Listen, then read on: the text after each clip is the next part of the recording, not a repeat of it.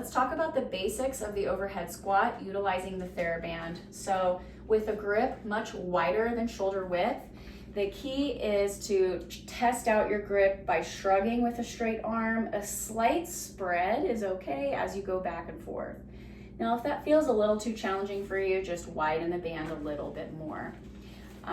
If I was on a barbell, having a slight bend with my arms wide like this would be a standard grip position, so similar to the band. Next, when we are initiating the overhead squat with the band, palms are down with the grip that we just found.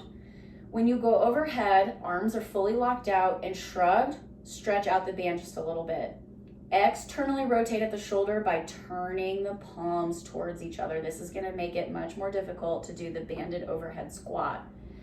Now, crunch your ribs in, tuck your pelvis under. Feet are as wide, a little wider than shoulders, I would suggest. And then spread your knees out. This external rotation happening immediately as you go for your descent. Now, a couple things to think about is while I'm talking to you, I can feel the band drifting towards my eyebrows. So on this next rep, I want to keep my shoulders shrugged, the band behind my head where my ponytail would be.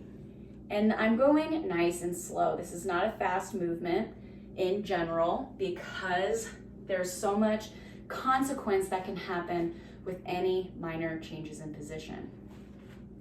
Lastly, when it comes to your lower body, another video would be best to describe the faults of the squat position. In general, whether you have a straight foot or slightly fanned out, we just need it to be wide enough for our knees, our hip capsule to externally rotate, and our hips to be able to sink between our heels. If your feet are too narrow, it will pitch your chest forward because it will run out of room.